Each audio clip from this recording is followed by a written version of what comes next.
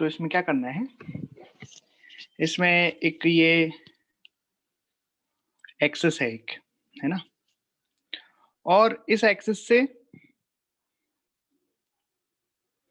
एक बॉल ऐसे रखी हुई है, ये धागा है, धागे से बॉल बंधी हुई है, फिर एक और धागा है और उस धागे से एक और बॉल बंधी हुई है। दोनों बॉल का मास कितना है, m। इस बॉल का मास m है और इस बॉल का मास भी m है, ठीक है। इस वाले बॉल की डिस्टेंस यहाँ से r है और इस बॉल की डिस्टेंस यहाँ से 2r है। ये पूरा सिस्टम एक हॉरिजॉन्टल प्लेन में रखा हुआ है। अब हमको ऐसे ओमेगा से घुमाना स्टार्ट कर दिया। ये दोनों बॉल ओमेगा एंगुलर वेलोसिटी से इस तरीके से घूम रही हैं, ठीक है। ये दोनों बॉल इस तरीके से ओमेगा एंगुलर वेलोसिटी से घूम रही हैं, हॉरिजॉन्टल प्लेन पर इस तरीके से घूम रही हैं, तो हॉरिजॉन्टल सर्कुलर मोशन ये बना रही हैं। हमें रस्सी में टेंशन बताना है कि T1 क्या होगा एंड T2 क्या होगा। T1 T2 हमें फाइंड करना है, करिए। तो कैसे करेंगे, सबसे पहले हम इनका एफबीडी बनाएंगे। एफबीडी में आप देखोगे कि हम फोर्सेस दिखाएंगे कि कौन सा फोर्स किधर लग रहा है, ठीक है। चलिए एफबीडी बना देते हैं। तो सबसे पहले इस वाले ब्लॉक का मैं एफबीडी, इस वाले बॉल का मैं एफबीडी बनाता हूँ। इस बॉल पे एफबीडी अंदर की साइड, तो इधर टेंशन लगेगा T2, टेंशन T2 लगेगा, ठीक है। तो एफबीडी हमको बनाना है इसमें जो जो फोर्सेस पे लग रहे हैं। अब ये हॉरिजॉन्टल प्लेन में है तो नीचे mg और ऊपर नॉर्मल रहेगा।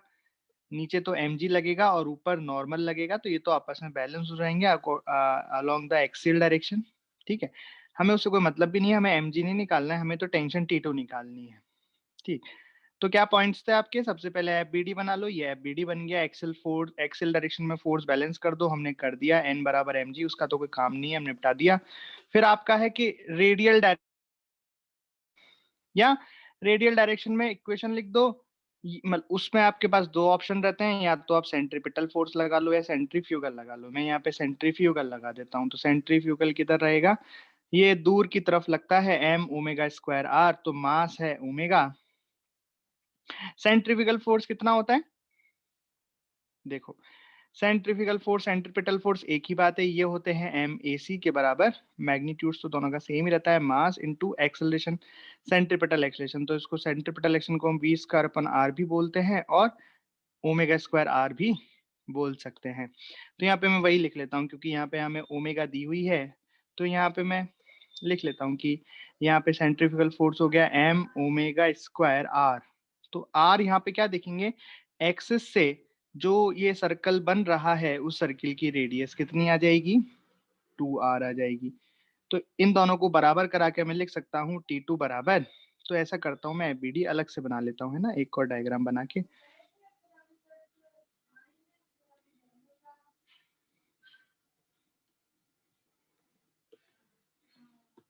चलो, तो मैं अलग एफबीडी बना के आपको अच्छे से बता देता हूँ। तो मैं एफबीडी बना रहा हूँ अभी इस वाले पीछे वाले मास का। तो पीछे वाले मास पर आगे की साइड क्या लग रहा है, T2 लग रहा है, और इधर की साइड सेंट्रीफ्यूगल फोर्स लग रहा है m omega square r। Radius यहाँ पे 2r है, तो यहाँ से हमने T2 निकाला। T2 कितना आ गया, m ओमेगा स्क्वायर 2r, बराबर कर दिया मैंने। ये मैंने सेंट्रीफ्यूगल की सहायता से कर दिया, आप सेंट्रीपिटल करते तब भी आंसर यही आता। अरे आता कि नहीं आता। अब मैं इधर वाले मास का मैं एफबीडी बना रहा हूँ, तो इधर कौन सा फोर्स लगेगा, बिल्कुल सरफेस यहाँ पे टच हो रही है और ये हॉरिजॉन्टल प्लेन में घूम रहा है, ठीक है। इस वाले मास का मैंने एफबीडी बनाया, इधर लगा टेंशन T1 और इधर टेंशन लगा T2, और साथ में ये घूम रहा है, तो घूमने की वजह से इसमें एक सेंट्रीफ्यूगल फोर्स भी लगेगा, कितना, m ओमेगा स्क्वायर r, और ये r यहाँ पे क्या है, इस तरीके से। तो हम यहाँ पे इक्वेशन लिखोगे, क्या लिखोगे, T1 बराबर T2 plus m omega square r। T2 की वैल्यू यहाँ से रख दोगे तो T2 कितना आ जाएगा, m omega square 2r plus m omega square r, मतलब 3m ओमेगा स्क्वायर r। मैं बार बार आपसे बोल रहा हूँ कि ये एक पूरा सिस्टम हॉरिजॉन्टल प्लेन में रखा हुआ है, हॉरिजॉन्टल सर्किल बना रहा है। ये यहाँ पे अगर आपको ये एक्सिस देख के लग रहा है कि ये प्लेन में नहीं है, तो मैं यहाँ इसको मिटा देता हूँ, ये वो मैंने लेंथ दी थी r और 2r, इसलिए मैंने उनको इस तरीके से बढ़ा लिया था। ठीक है, ये मैं हटा देता हूँ यहाँ से। तो ये ग्राउंड में ही है, मतलब ये टेबल पे ही रखे हैं किसी इस तरीके से, ये टेबल पे रख के घूम रहे हैं। ठीक है, तो वो नॉर्मल mg लगेगा उसमें, mg नीचे नॉर्मल ऊपर। ये पूरा एक टेबल पे रखा हुआ है सिस्टम इस तरीके से, इस तरीके से यहाँ ये टेबल पे रखा हुआ है और इस तरीके से घूम रहे हैं। ठीक है, खैर, तो आपको ये क्वेश्चन समझ में आया। यहाँ पे हमने इसका एफबीडी बनाया, इधर T2 लगा, इधर एम ओमेगा स्क्वायर R2R। मैंने आपको दो ऑप्शन दिए हैं लगाने के लिए, या तो आप सेंट्रीपिटल लगा सकते हो, सेंट्रीफ्यूगल लगा सकते हो, आंसर सेम ही आएंगे। ये मैंने आपको सेंट्रीफ्यूगल लगा के दिखाया। सेंट्रीपिटल लगाते तो आप क्या करते, इसको नहीं लिखते यहाँ पे, आप लिखते कि रेडियल डायरेक्शन में आप इक्वेशन लिखते नेट फोर्स बराबर एम ए सी, तो नेट फोर्स T2 आता, एम ए सी आ जाता, तो आंसर तो यही आता। वैसे यहाँ पे आप लिखते रेडियल डायरेक्शन में नेट फोर्स कितना आता, T1 माइनस T2 बराबर एम ओमेगा स्क्वायर आर, तो सेम इक्वेशन ये बनी है। ठीक है, तो यहाँ से हमने T1 और T2 निकाल ली, किसी को डाउट है तो पूछ सकता है।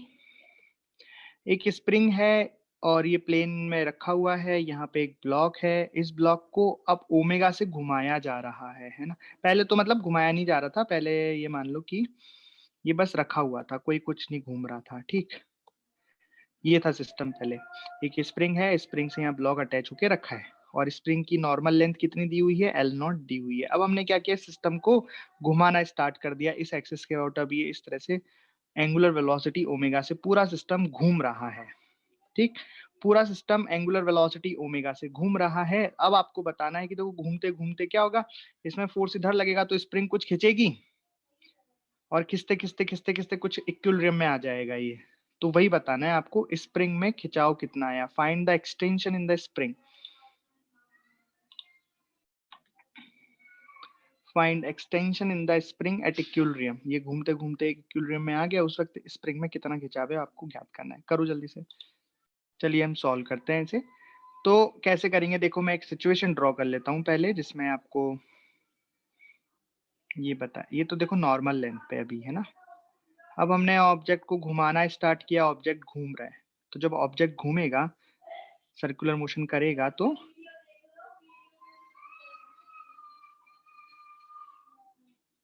इस तरीके से, तो अभी स्प्रिंग में कुछ खिंचाव आ गया है, स्प्रिंग कुछ एक्सटेंड हो गई है।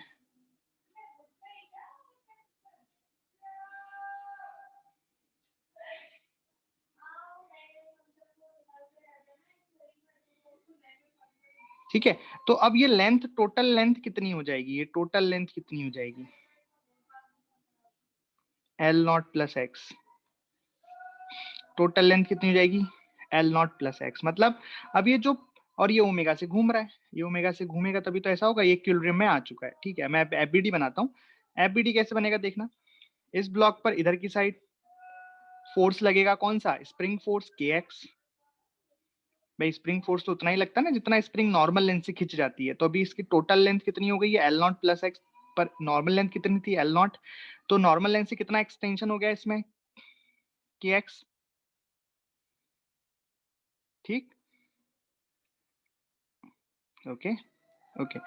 और दूसरी साइड क्या लगेगा, भाई इसमें आपके पास वापस से मैं कह रहा हूँ दोनों ऑप्शंस हैं। आप सेंट्रीपिटल यूज कर सकते हैं, सेंट्रीफ्यूगल यूज कर सकते हैं। अगर आप ग्राउंड से एफबीडी बना रहे हैं तो सेंट्रीपिटल यूज होगा, अभी केंद्रीय बल। और अगर आप इसी पे बैठकर एफबीडी बना रहे हो, जैसा कि मैं ऐसा कर रहा हूँ, इसी पे बैठ के एफबीडी बना रहा हूँ, तो सेंट्रीफ्यूगल लगेगा। और कितना लगेगा, एम ओमेगा स्क्वायर आर।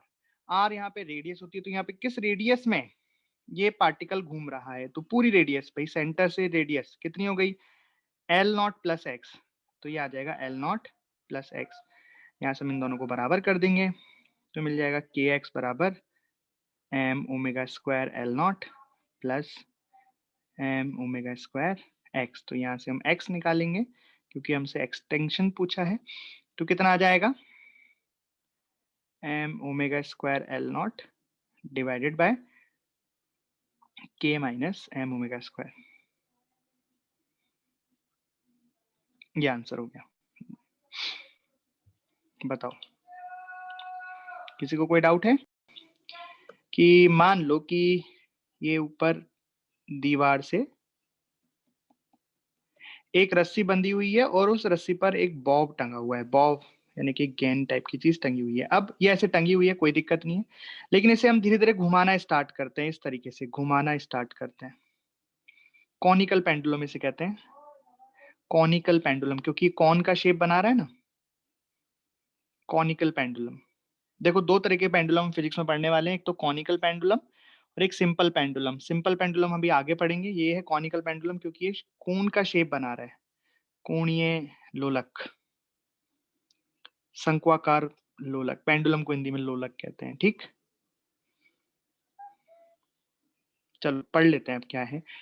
तो क्या होगा कि ये लोलक, ये पेंडुलम इस तरीके से टंगा हुआ है, ये रस्सी की लेंथ L है। अब इसको धीरे धीरे घुमाना स्टार्ट करते हैं, तो जैसे आप इसको घुमाना स्टार्ट करोगे तो ये पेंडुलम धीरे धीरे ऊपर उठता जाएगा, ऐसा हो जाएगा, ये उठते उठते उठते उठते उठते उठते ऐसा इधर आ जाएगा। तो आप जैसे जैसे घुमाओगे, आप करके भी देख सकते हो, एक धागे से किसी गेंद को बांधो और उसको घुमाओ तो वो बॉल ऑटोमेटिक उड़ती जाएगी ऊपर, ऐसे उठती जाएगी, इस तरीके से उसका शेप बन जाएगा। तो मान लेते हैं कि ये ऊपर उठते उठते उठते उठते इतना एंगल थीटा इसमें आ गया, ठीक है, और ये पेंडुलम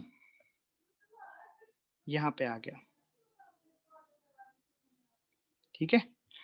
ये पेंडुलम ऐसे घूमते घूमते थीटा एंगल ऊपर उठ गया। अब ये इस सर्कुलर पाथ पर घूम रहा है, ये दिख रहा है इसका सर्कुलर पाथ, ये सर्कुलर पाथ इस पेंडुलम का है, इस सर्कुलर पाथ पे घूम रहा है, ठीक, गोल गोल सर्कुलर मोशन कर रहा है, ठीक है। तो और इसकी एंगुलर वेलोसिटी मान लो ओमेगा, ये जो घूम रहा है कितने एंगुलर वेलोसिटी से घूम रहा है, ये हमें दे रखा है कि ये ओमेगा एंगुलर वेलोसिटी से घूम रहा है। अब आपको बेसिकली दो चीजें इसमें फाइंड करनी है। First, relation between omega and theta, यानी कि मान लो कि ओमेगा हमें दे रखा है, थीटा फाइंड करना है कि मान लो अगर हम इस पेंडुलम को, इस कॉनिकल पेंडुलम में बॉल को अगर ओमेगा एंगुलर वेलोसिटी ओमेगा से ऐसे घुमाते हैं तो बताओ कितना थीटा ऊपर उठ जाएगा। और दूसरी चीज आपको ये टेंशन फाइंड करनी है, जो रस्सी है इस रस्सी में टेंशन फाइंड करनी है। करो, इसका तो मैं कल एफबीडी वगैरह सब कुछ बना ही चुका हूँ, इक्वेशन भी बना चुका हूँ, है ना। करो एक बार आप, अगर हम बॉल को ओमेगा एंगुलर वेलोसिटी से घुमा रहे हैं तो थीटा क्या आएगा और रस्सी में टेंशन क्या आएगी, ये आपको दोनों चीजें बतानी है, ठीक। तो कैसे करेंगे बताओ, आसान है, कल भी मैं आपको ये करके बता चुका हूँ। आप तो स्टेप्स फॉलो करो जो आपको बताई गई हैं। सबसे पहले हम क्या देखते हैं, इसकी सर्कुलर पाथ और त्रिज्या वगैरह निकाल लेते हैं। तो हमने यहाँ पे देख रहे हैं कि ये जो पार्टिकल है वो इस सर्कुलर पाथ पर घूम रहा है, ये एक हॉरिजॉन्टल सर्कुलर पाथ है और इसका एनिमेशन हम कल देख चुके हैं।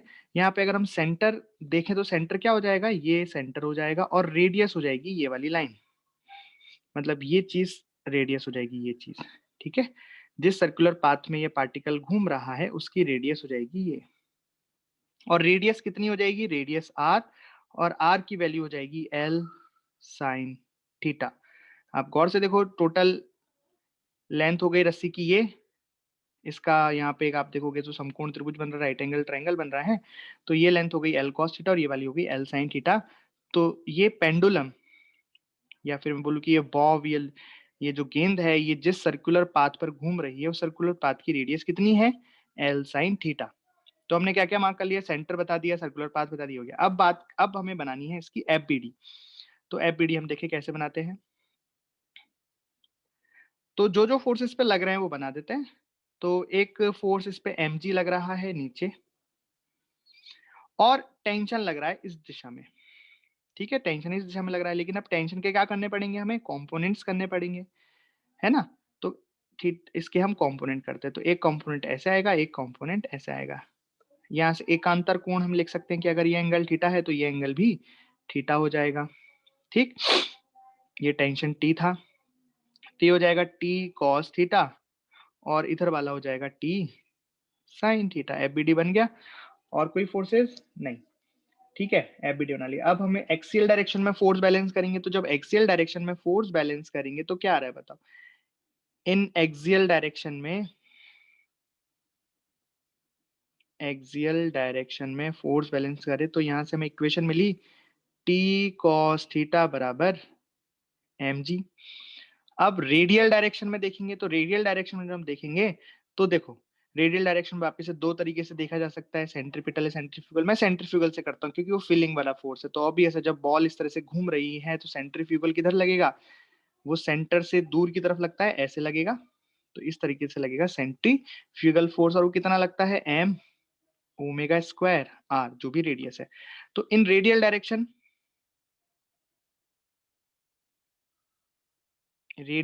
मुझे इक्वेशन मिली टी साइन थीटा बराबर एम ओमेगा स्क्वायर आर, और आर था एल साइन थीटा। मैं पहले से ही इसको सॉल्व करके रख चुका हूँ। यहां से मैं देखूंगा तो साइन थीटा से साइन थीटा कट गया, तो टी की वैल्यू हमें मिली, टी की वैल्यू कितनी है बताओ, एम ओमेगा स्क्वायर एल। तो टेंशन तो हमें फाइंड हो गया, टेंशन की वैल्यू कितनी आई, एम ओमेगा स्क्वायर एल आ गई, एम ओमेगा स्क्वायर एल, ये टी की वैल्यू मिल गई। अब हमें किसकी वैल्यू निकालनी है, हमें निकालनी है थीटा की वैल्यू। तो हम क्या करते हैं, इस टी की वैल्यू को यहाँ रख देते हैं, ठीक फर्स्ट इक्वेशन में रख देते हैं। तो जब टी की वैल्यू को हमने फर्स्ट इक्वेशन में रखा तो हमें मिला m omega square l cos theta बराबर m g, m omega square l cos theta बराबर एम जी। एम से एम कट गया, तो यहां से आप देखोगे कॉस थीटा क्या मिल गया, जी अपॉन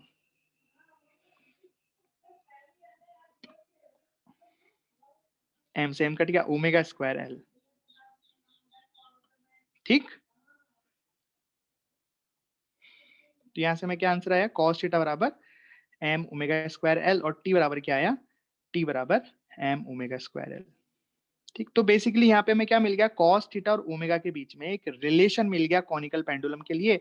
तो कभी आपको अगर ओमेगा नहीं दिया है, आपको थीटा दिया है, आपसे बोल दिया जाए अगर इस क्वेश्चन में कि मान लो हमें इस कॉनिकल पेंडुलम को थीटा बराबर 30 डिग्री तक ऊपर लाना है बॉब को, तो ओमेगा कितना देना पड़ेगा, तो आप यही वाला इक्वेशन यूज ले सकते हो। यहाँ पे थीटा की वैल्यू 30 डिग्री डाल के ओमेगा की वैल्यू फाइंड कर सकते हो। भाई अगर यहाँ से आपको ओमेगा पूछा जाता, थीटा गिवन होता मान लो, और आपसे पूछा जाता ओमेगा क्या होगा, तो आप ओमेगा कैसे निकाल देते, तो यहाँ से ओमेगा बराबर कितना आ जाता, कॉस थीटा नीचे आता, ये बन जाता g upon l cos theta, g upon l cos theta under root बन जाता।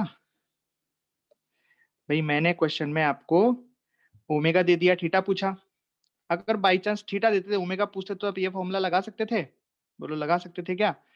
अच्छा, अब आपने देखा होगा कि सर देखो आपने रेडियल डायरेक्शन में इक्वेशन लिख दी, एक्सियल डायरेक्शन में लिख दी, टेंजेंशियल डायरेक्शन में इक्वेशन क्यों नहीं लिखी, क्योंकि टेंजेंशियल डायरेक्शन में कोई फोर्स ही नहीं लग रहा है। अगर टेंजेंशियल डायरेक्शन में कोई फोर्स नहीं है, मतलब ए टेंजेंशियल कितना है, जीरो, अल्फा कितना है, जीरो, इसका मतलब ये कैसा सर्कुलर मोशन हो रहा है, this is a uniform circular motion because omega is constant, right. तो यहाँ पे हम टाइम पीरियड भी निकाल सकते हैं, कॉनिकल पेंडुलम का टाइम पीरियड कई बार पूछ लेता है आपसे कि what is the time period of the conical pendulum.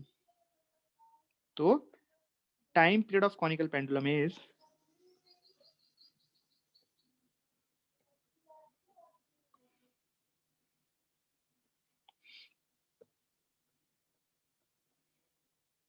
Time period of conical pendulum is, भाई टाइम पीरियड कैसे निकालते हैं आपको सिखाया था मैंने, हाँ शाबाश नैन, वेरी गुड।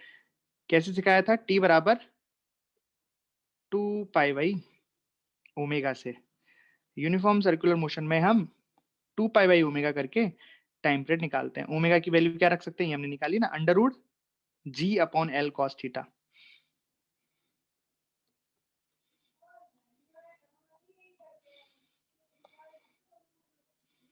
ऐसे मैं उल्टा करके रख देता हूँ, under root of l cos theta upon g. देख लो ये मैंने पूरा सॉल्व कर दिया। आपको कॉनिकल पेंडुलम कोई दिक्कत हो तो बताओ।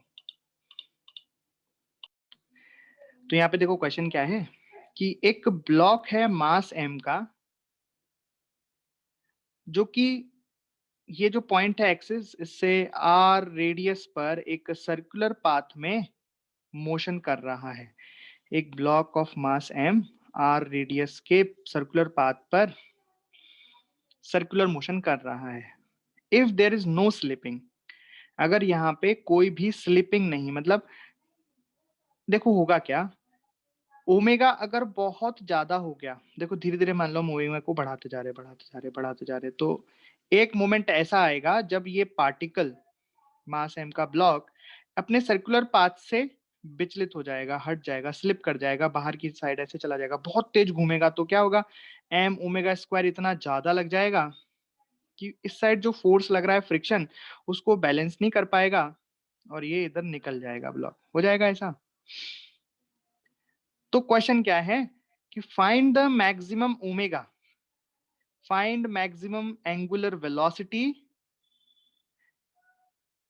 जिससे ब्लॉक अपने पथ को नहीं छोड़े। अच्छा, जो टेबल है ना, जो टेबल पे ये रखा हुआ है जिसपे पार्टिकल घूम रहा है, ये टेबल की सरफेस रफ है और इसका सरफेस का जो कोफिशिएंट ऑफ फ्रिक्शन है वो म्यू आपको दे रखा है। तो find maximum angular velocity so that the block does not leave its path. समझ गए? करूं? देखो भाई, क्वेश्चन क्या था कि एक पार्टिकल है, वो ओमेगा से इस पाथ पर घूम रहा है, लेकिन maximum value of omega so that block does not leave its path. ठीक है, तो हमें इस ब्लॉक का एफबीडी बनाना पड़ेगा, तो इसके लिए मैंने एक छोटा सा डायग्राम बनाया है। तो देखना ध्यान से, ब्लॉक घूम रहा है ओमेगा से, इस पे नीचे एमजी लगेगा, ऑब्वियस है, ऊपर नॉर्मल लगेगा, बिल्कुल सही बात है ना? और कौन कौन से फोर्स लगेंगे बताओ? अब इसके फिसलने की टेंडेंसी किधर है? बाहर की तरफ। क्यों? क्योंकि इस पे सेंट्रीफ्यूगल फोर्स बाहर की तरफ लग रहा है, एम ओमेगा स्क्वायर आर, तो इसको बचाने के लिए फ्रिक्शन किधर आएगा? अंदर की तरफ आएगा फ्रिक्शन। और कितना लगेगा फ्रिक्शन? भाई फ्रिक्शन तो फिसलने से पहले हमको पाथ लीव नहीं करना है, मतलब फिसल नहीं रहा है, तो फिसलने से पहले तो कौन सा फ्रिक्शन लगता है? स्टैटिक फ्रिक्शन लगता है। ठीक है, अब हमेशा की तरह हमने अपने स्टेप्स फॉलो किए कि रेडियल डायरेक्शन में फोर्स बैलेंस किया तो n बराबर mg आ गया, वेरी गुड। तो यहाँ से हमें नॉर्मल की वैल्यू मिल गई, नॉर्मल बराबर कितना आ गया? mg। एक्सियल डायरेक्शन में फोर्स बैलेंस करने से, है ना, एक्सियल डायरेक्शन में तो फोर्स हमेशा बैलेंस रहते हैं। ठीक है, अब हम रेडियल डायरेक्शन में इक्वेशन लिखते हैं, तो रेडियल डायरेक्शन में इक्वेशन लिखने से हमें क्या मिला? क्या मिला रेडियल डायरेक्शन में बैलेंस करने से? कि फ्रिक्शन बराबर, फ्रिक्शन बराबर m ओमेगा स्क्वायर r। ये हमें रेडियल डायरेक्शन में इक्वेशन लिखने से हमें मिला, फ्रिक्शन बराबर m ओमेगा स्क्वायर r। ठीक है, बट अगर हम चाहते हैं, भाई फ्रिक्शन क्या है? फ्रिक्शन तो कुछ भी हो सकता है, कितने से? ये एक स्टैटिक फ्रिक्शन है, तो ये 0 से लेके मैक्सिमम तक कुछ भी हो सकता है। ठीक है, लेकिन हमें ओमेगा की मैक्सिमम वैल्यू निकालनी, की ज्यादा से ज्यादा हम कितने ओमेगा से उस पार्टिकल को घुमा सकते हैं, तो फ्रिक्शन को भी हमें मैक्सिमम करना पड़ेगा। तो हमें एक इक्वेशन और मिली कि friction is always less than और equal to friction maximum, right? मतलब कुल मिला के फ्रिक्शन मैक्सिमम की वैल्यू कितनी है? म्यू इंटू एन, और नॉर्मल क्या है यहाँ पे? एम इंटू जी।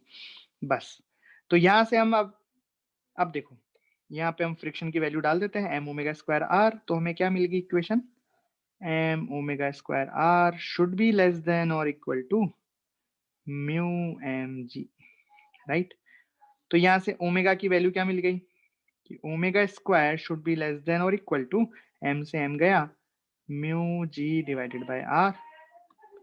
तो ओमेगा की value mu G upon R से छोटी होनी चाहिए, तो मतलब मैक्सिमम ओमेगा कितना हो गया? म्यू ओमेगा मैक्स कितना हो गया? Under root of mu G upon R. ठीक, तो किस किस का सही आंसर आया?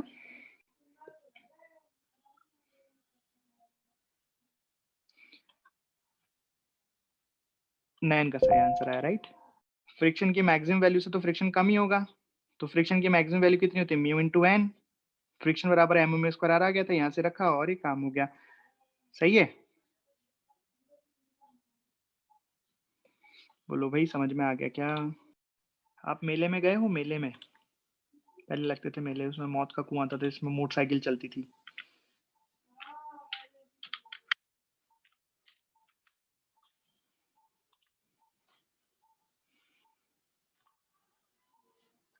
द वेल ऑफ डेथ, मौत का कुआं बोलते थे इसे, है ना? तो मेले में चलती है ऐसे, मेले में उसमें क्या होता है ना कि फिर मैं आपको दिखाता हूँ, चलिए।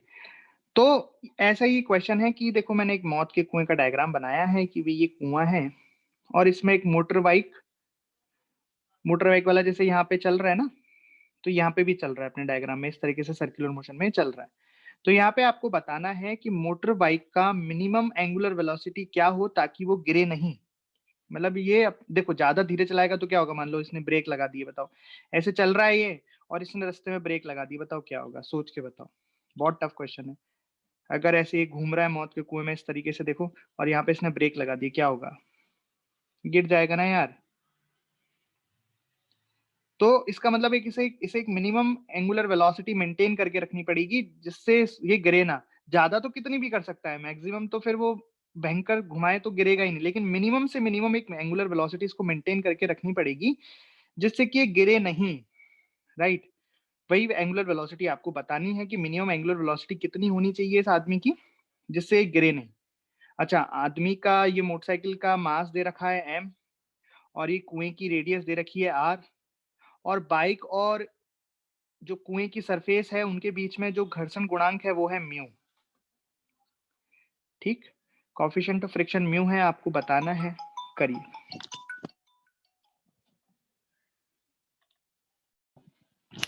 चलिए करते हैं।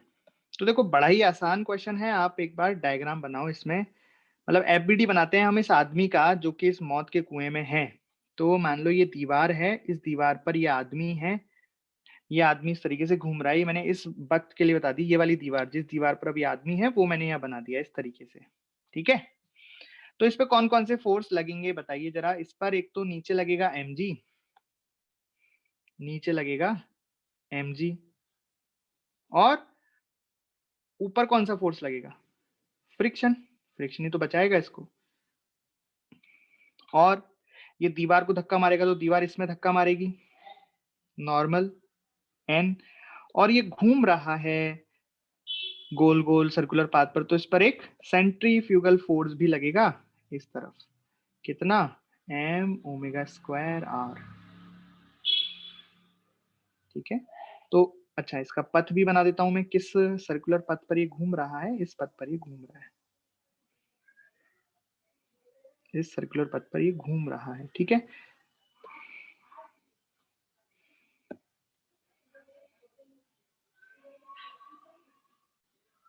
इस तरीके से ये सेंटर हो गया।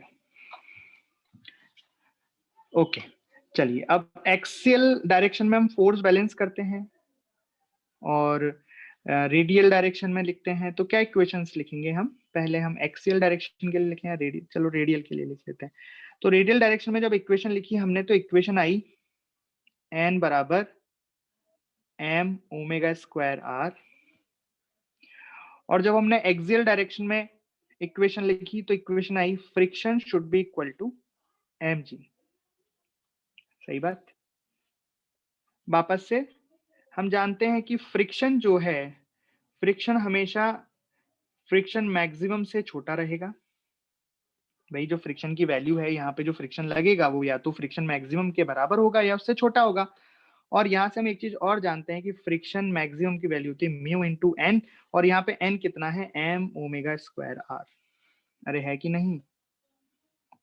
अब दोनों इक्वेशन से मैंने यहाँ पे फ्रिक्शन की वैल्यू mg रख दिया, भाई फ्रिक्शन की वैल्यू mg यहाँ रखा, तो हमें यहाँ से मिल गया mg is less than equal to mu M omega square are.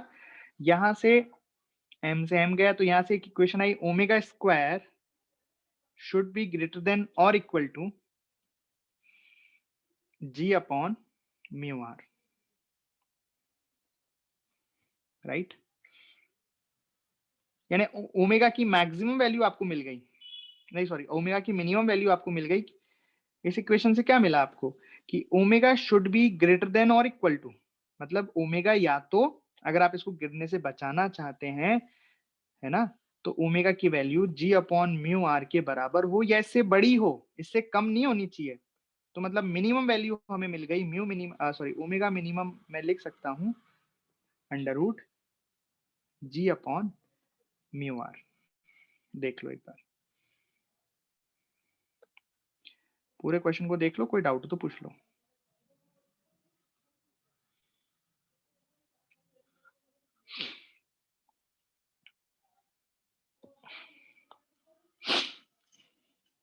है किसी को डाउट कोई?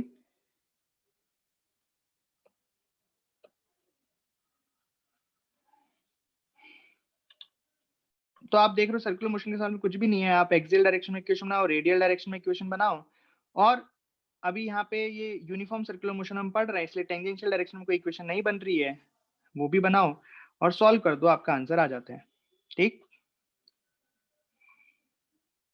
चलिए अगला करिए।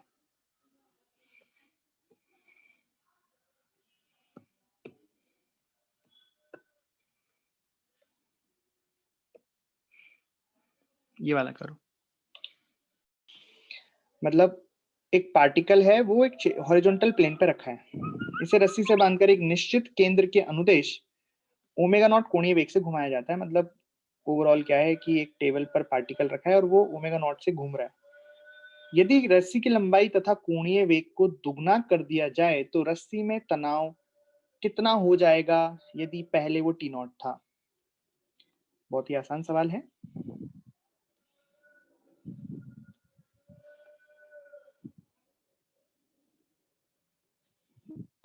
तो हम पहले इनिशियल केस बनाते हैं, करते रहो आप, मैं धीरे धीरे कर रहा हूं।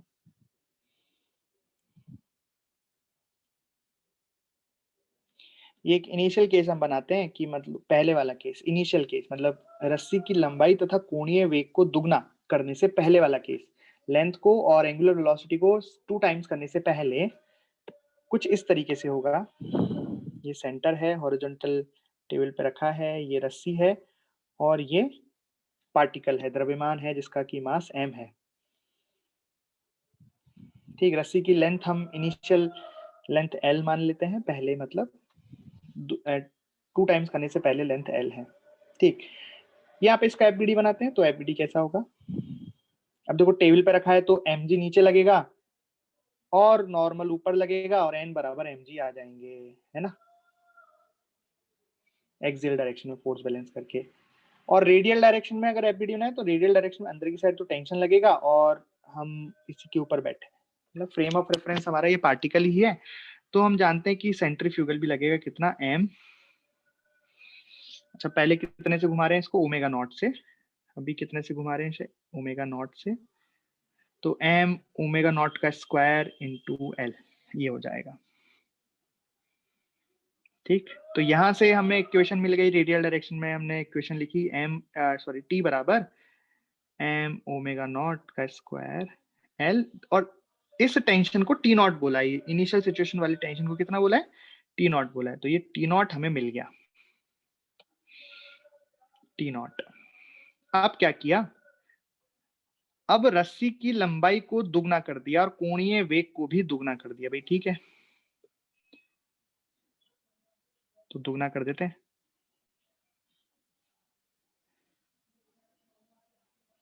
तो लेंथ दुगनी हो गई,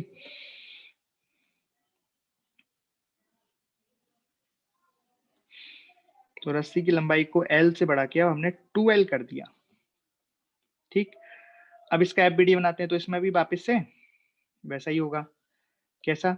ये भी टेबल पे ही तो रखा है, तो नीचे mg लगेगा, ऊपर नॉर्मल लगेगा, n बराबर mg। भाई नॉर्मल लिखने की जरूरत ज्यादातर तब पड़ती है जब या तो पूछा हो या फ्रिक्शन की बात की हो, फ्रिक्शन फोर्स लिखने के लिए नॉर्मल की जरूरत पड़ती है। यहाँ पे कुछ ऐसा है नहीं, इसलिए मैं नॉर्मल लिख नहीं रहा हूँ, चाहो तो लिख दो, कोई दिक्कत नहीं। अब ये टेंशन मान लो ये हो गई टी, नई टेंशन, ठीक है, और लेंथ 12 कर दी, और इसकी जो कोणीय वेग है ये भी हमने ओमेगा नॉट से अब 2 ओमेगा नॉट कर दिया। ठीक, वापस हम इसी के ऊपर बैठ के एफबीडी बना रहे हैं, तो जो सेंट्रीफ्यूगल फोर्स लगेगा अब कितना लगेगा? m ओमेगा स्क्वायर, यहाँ पे ओमेगा कितनी हो गई? 2 omega naught into R, radius, radius यहाँ पे कितनी आ गई? 2l। यहाँ पे आपने फोर्स बैलेंस किए तो t बराबर कितना आ गया? 8 m ओमेगा नॉट का स्क्वायर इंटू l। और ये साफ साफ दिख रहा है कितने टाइम्स हो गया? टी नॉट से, ये टी नॉट है ना, m ओमेगा नॉट का square into l T not है, तो जो आपका फाइनल आंसर आ गया t बराबर 8 टी नॉट। ठीक, सिंपल हो गया था सभी से।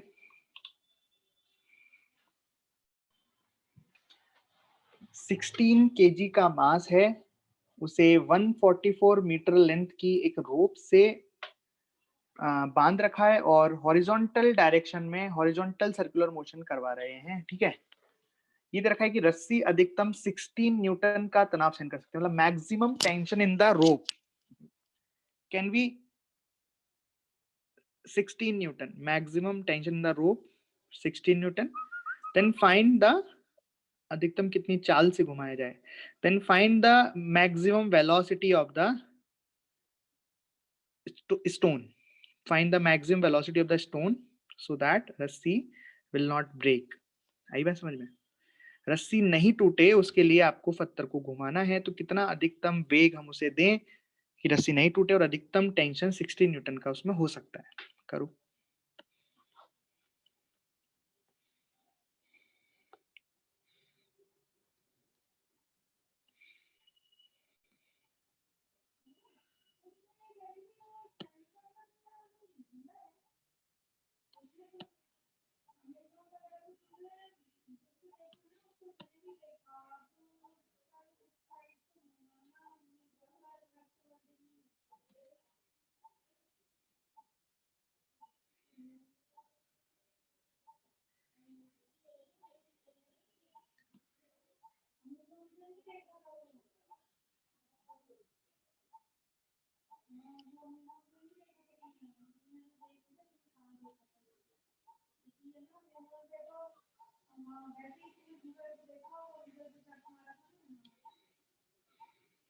करिए। तो लेंथ ऑफ द रस्सी है हमारे पास 144 मीटर। ये सेंटर है, मास हमें पता है 16 kg, एम लिख लेते हैं, इसका एफबीडी बनाते हैं। तो वही इसमें भी नीचे mg लगेगा, हॉरिजॉन्टल प्लेन में घुमा रहे हैं ना, इसको एक सतह पर रख कर घुमा रहे हैं, है ना। ऊपर की साइड लगेगा नॉर्मल, उसकी जरूरत नहीं है। अंदर की साइड लगेगा एक टेंशन टी, और बाहर की साइड हम यहीं पे बैठे हैं, तो M we square upon R. भाई इसने हमसे वेलोसिटी पूछी है, इसलिए मैं वी के टर्म में फॉर्मूला डाल लेता हूँ सेंट्रीफ्यूगल का। ओमेगा दिया होता तो ओमेगा के टर्म में उसमें कोई दिक्कत नहीं होती है ना। अब रेडियल डायरेक्शन में इक्वेशन लिखूंगा तो क्या आ जाएगा, टी बराबर M we square upon R. अब हमें सबकी वैल्यू पता है, टेंशन की वैल्यू कितनी है 16, तो हम यहाँ लिख देंगे 16। मास भी कितना है 16, वी स्क्वायर हमसे पूछा है, और आर कितना हो गया 144। तो 16 से 16 गया और वी स्क्वायर बराबर 144, तो वी कितना आ गया 12 मीटर पर सेकेंड। सिंपल।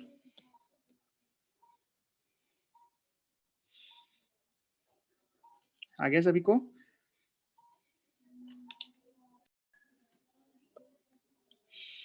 एक बाइक है, उसको 5 मीटर रेडियस में एक लकड़ी के कुआं, मतलब वही मौत का कुआं, द वेल ऑफ डेथ, की ऊर्ध्वाधर सतह वर्टिकल सरफेस पर 5√5 की मिनिमम वेलोसिटी से चलाना चाहते हैं। मिनिमम वेलोसिटी हम कितनी चाहते हैं, 5√5 मीटर पर सेकेंड।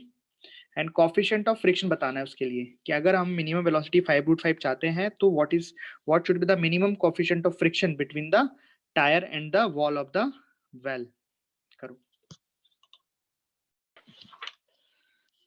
तो बड़ा ही आसान सा सवाल है तो, है ना, कर रखा है हमने अभी।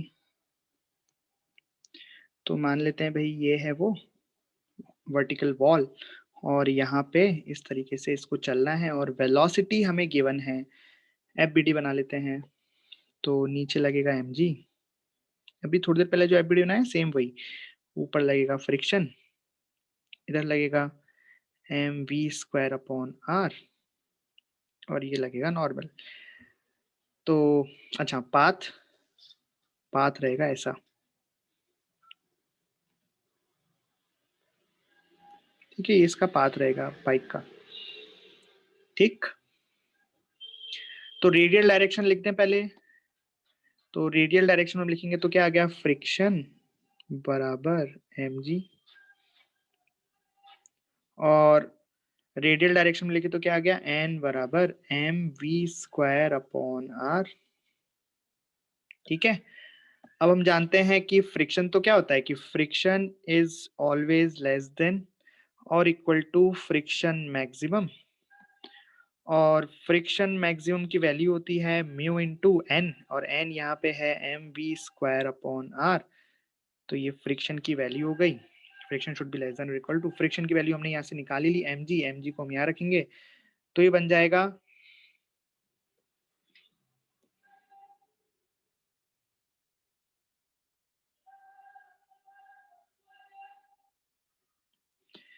फ्रिक्शन की वैल्यू यहाँ रखेंगे तो बन जाएगा m g should be less than और equal to mu m we square upon r, m से एम गया, यहाँ से आप म्यू की वैल्यू निकाल लिए ना, तो म्यू ग्रेटर देन और इक्वल टू कितना आ गया R G upon V square. ठीक, वैल्यू डालो, म्यू की वैल्यू मिल जाएगी, है ना।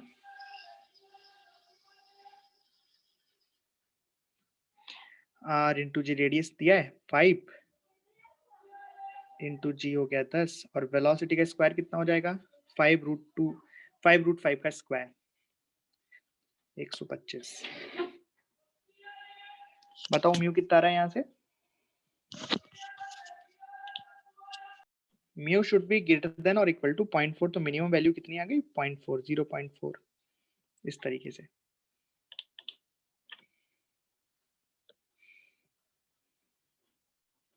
समझ गए? और देख लो अच्छे से, कोई डाउट तो पूछ लो।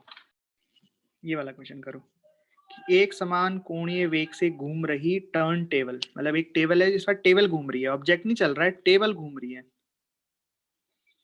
भाई कोई एक टेबल है इस तरीके से, और इस बार ये टेबल ही घूम रही है, ऑब्जेक्ट तो इस पे रखा हुआ है पर टेबल घूम रही है, ठीक है। और एक कण उस पे रखा हुआ है, पृथ्वी से देखे जा रहे हैं, ठीक है, देख लो कहीं से भी, यह कण 20 सेंटीमीटर चाल से तथा 20 सेंटीमीटर चाल से वृत्ताकार मार्ग पर गति कर रहा है, बड़े आराम से घूम रहा है, मतलब टेबल घूम रही है, यहाँ पे एक पार्टिकल रखा है, वो इतनी त्वरण से और इतने की चाल से घूम रहा है, ठीक। अब इस कण की नई स्थिति पर विस्थापित कर दिया गया है, इस कण को, ठीक, नई पोजीशन पर, जो पहले वाली रेडियस की आधी रेडियस है, पहले जिस भी रेडियस पे घूम रहा है हमें दिया नहीं है, उससे आधी रेडियस पर उसे रख दिया है।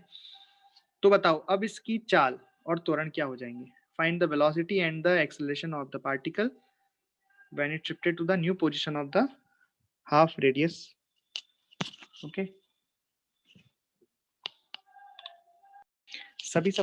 सभी क्वेश्चंस एक जैसे हैं, है ना, सबका करने का तरीका सेम है।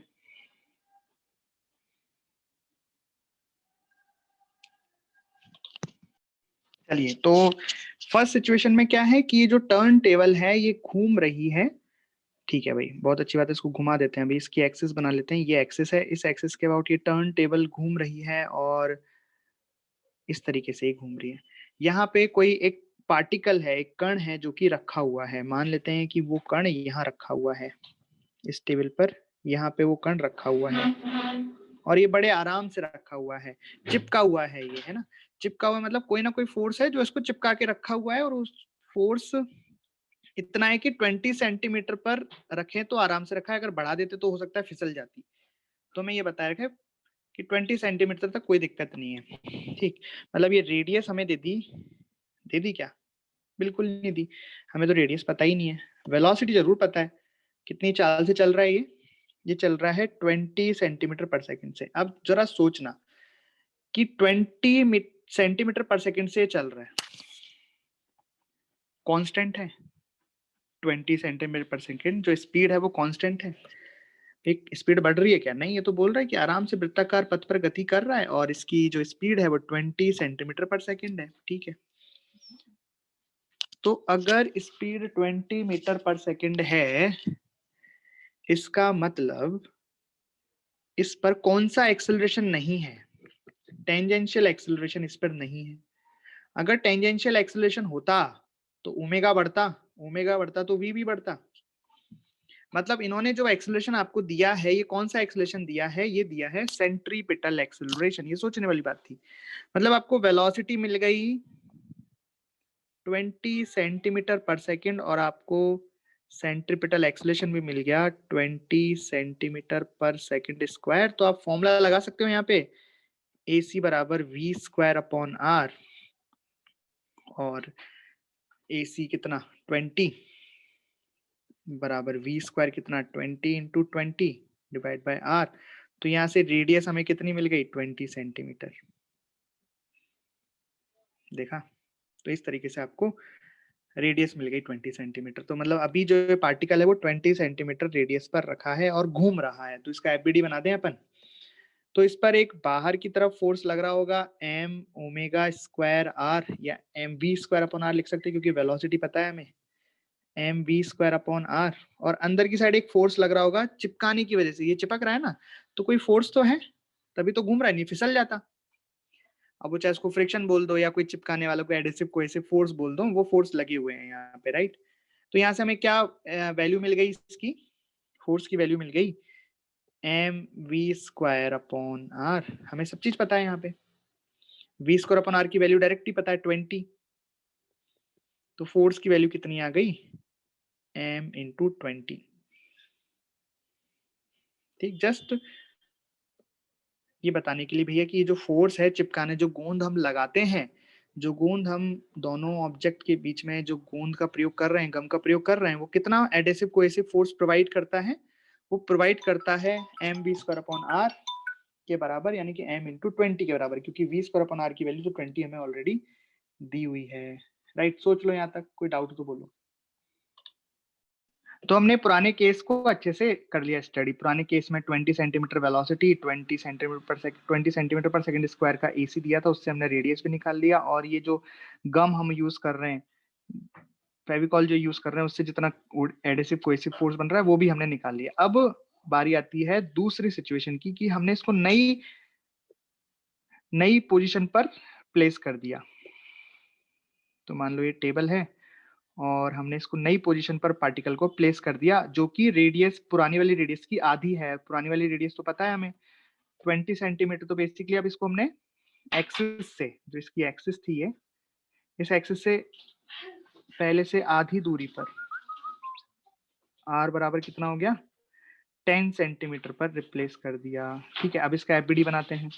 ठीक,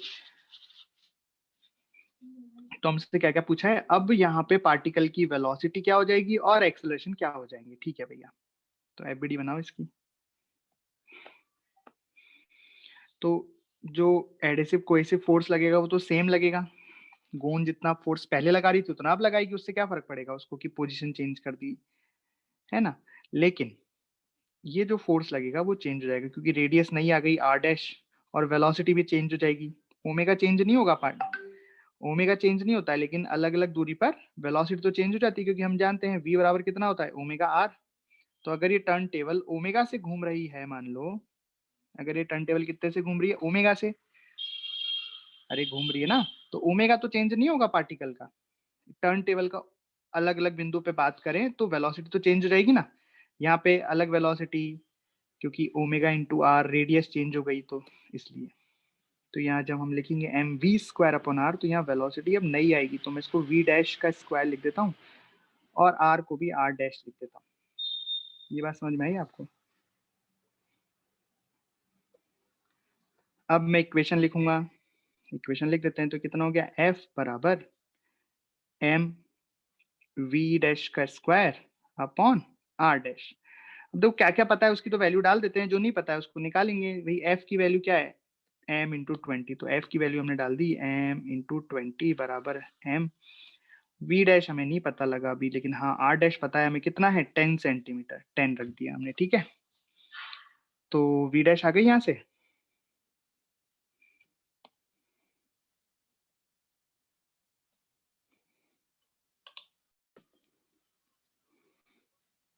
जब पार्टिकल 20 सेंटीमीटर पे था तब इस फोर्स ने इसे बैलेंस कर रखा था, राइट। फोर्स ने इसने बैलेंस कर रखा था, ये हमने लिखा ना F बराबर M B square upon R. ये और ये इधर वाले फोर्स बैलेंस थे, लेकिन जब ये पार्टिकल थोड़ा आगे आ गया, यहाँ आ गया, ठीक, तो अब ये बैलेंस थोड़ा ना हो पाएंगे। भाई फोर्स F तो अभी भी उतना लग रहा है,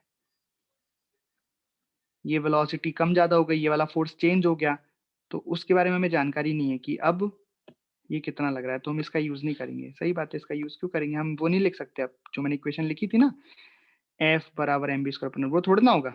भाई वो F तो किसके बराबर था, जब यहाँ पे फोर्स लग रहा था उसके बराबर था। यहाँ तो हम डायरेक्ट ही निकाल देंगे ना, v बराबर ओमेगा आर से। भाई इस वाले के लिए तुम क्या लिख देंगे, v बराबर ओमेगा इंटू आर, है ना। नई वाली सरफेस के लिए इसको v डैश लिख लेते हैं, इसको r डैश लिख लेते हैं। ओमेगा तो चेंज हो नहीं सकता है, तो यहाँ पे हम निकाल लेते हैं टेबल कितने ओमेगा से घूम रही है। v बराबर ओमेगा, यहाँ इसके लिए कर लेते हैं कि मान लो टेबल ओमेगा से घूम रही है, तो क्या लिखेंगे, ओमेगा बराबर v अपॉन आर।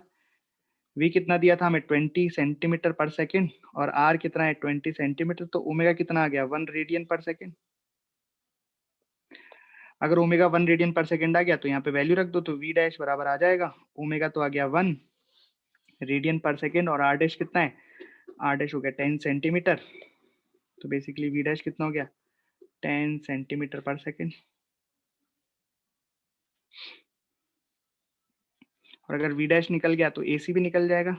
ac कितना होता है v स्क्वायर, तो यहाँ पे v डैश का square upon r dash. v dash का स्क्वायर कितना हो गया 10 इंटू 10 यानी 100, और r डैश कितना हो गया 10, तो कितना आ गया 10 सेंटीमीटर पर सेकेंड का स्क्वायर।